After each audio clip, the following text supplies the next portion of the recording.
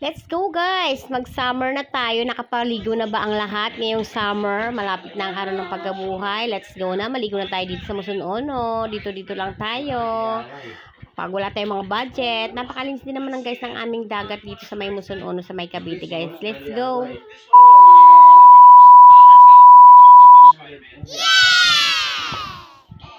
Hi guys! Welcome back to my channel. So, ito ang aking asawa. Sabi niya maligo daw kami ng dagat. So, sabi ko, let's go. Kasi, sabi ko mga 4 na or 5 kasi napakainit pa. 'Di ba? So, nakaligo na ang lahat. At tayo naman ay dito lang kasi malapit lang naman ang dagat dito sa amin guys. Mga ilang hakbang lang dagat na namin. So, napagtanto ko nga na gusto ko rin maligo kasi minsan lang talaga ako guys maligo dito sa dagat namin. 'Di ba? Minsan malabo, minsan malinis. So, napansin ng asawa ko malinis. So, inalak ko maligo. So, rampa-rampa tayo dyan guys. Model muna. Sayo-sayo tayo ng mga nakausong sayo sa TikTok. Bago tayo maligo sa dagat at magbasa-basa yan. Pak. Ay, Diyos ko dahil ano ba yung pinagagawa mo indaya yan.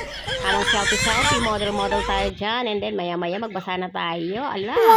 Ang siligo na tayo guys. Ayun, napakalinaw guys ng dagat namin guys. Tingnan mo naman ang paa namin. Oh, napakalinis. Ang puti ng legs ko dyan.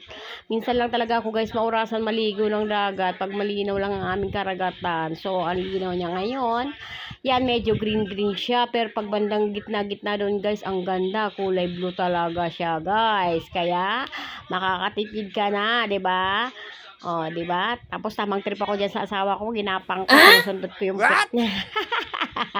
Sundot-sundutan ko yung pet, wala akong magawa, pinagtripan ko asawa ko yung pet niya. Ayan, takbo. And then yung aking anak, punta na kami ng salbabida at maggitna-gitnaan na kami dahil napaka-presko naman talaga guys. Grabe. Alas 4, alas 5 guys, hindi na mainit. Yun ang mga masarap maligo para hindi masayangin yung mga kojik. Ganon. So kung nagko-kojik, nagpapaputi ka, pwede ka maligo ng mga alas 4, alas 5 para wala nang init. Napaka-presko naman talaga guys sa dagat maligo kumpara sa swimming pool kasi ayaw ko talaga sa swimming pool guys gano'ng maligo kasi hindi malinis ang swimming pool, 'di ba? May karamihan na nilalagyan lang ng kuryente para luminis. Hindi kagaya talaga ng dagat guys na napakalinis talaga guys. Kahit may kati-kati ka o anong sugat ka, ilublob mo sa dagat. Lalo kung stroke ka guys. Naku, napakadabis talaga ang dagat guys paliguan sa mga may stroke tsaka sa mga may sugat-sugat.